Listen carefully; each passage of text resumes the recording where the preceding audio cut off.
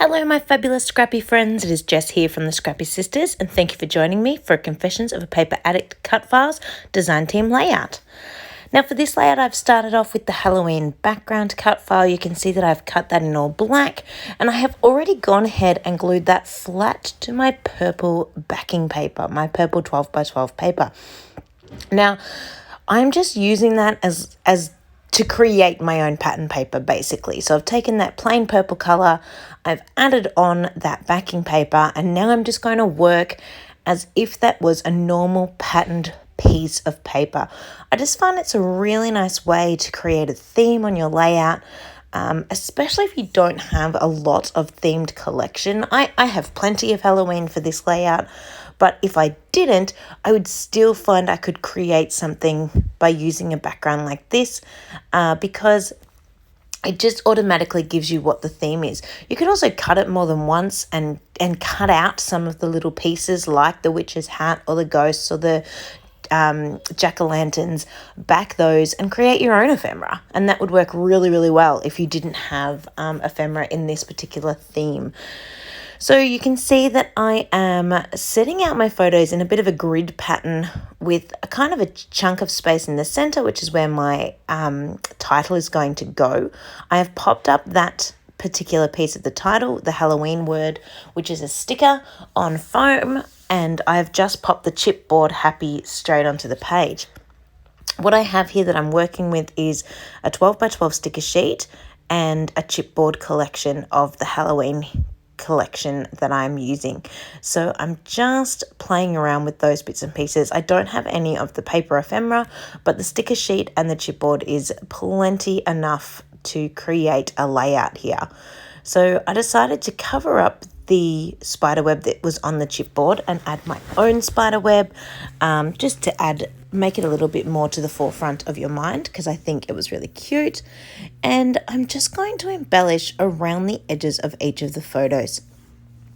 They're not all going to be huge clusters, just little bits and pieces to create a bit of interest around the layout. So that cluster there with the spider web is quite a small little cluster, just a little bit of interest around that photo. But then this one here that I'm working on is going to end up being quite a large cluster because I will add quite a few different pieces of ephemera. Now, this collection is a simple stories collection called Spooky Stories, maybe?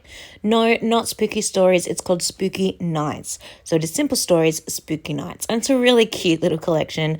And as we don't really celebrate Halloween here in Australia, it was just a super fun little layout I wanted to create using the filters on my phone. And just to remember that Halloween is here. We are getting better at celebrating Halloween here in Australia, and I know as the years go on, my kids are going to want to go trick-or-treating and things like that. But generally, there are like specialised neighbourhoods that do trick-or-treating here in Australia, and you kind of go to that neighbourhood as opposed to just trick-or-treating in your own neighbourhood, because you're unlikely to, I've never, ever had my door knocked, so you're unlikely to really see anyone around you necessarily. Now, if you look closely at the way I've designed these clusters, you will see that the cluster I'm doing now and diagonally across from that are the two largest clusters. And then on the other diagonal, they're the two smallest clusters. I just thought that looked nice in terms of drawing your eye in different places. I didn't think you wanted 4 humongous clusters. I thought that might be a little bit much. So that is the way I decided to do it. Now I am adding on some puffy stars from the chipboard.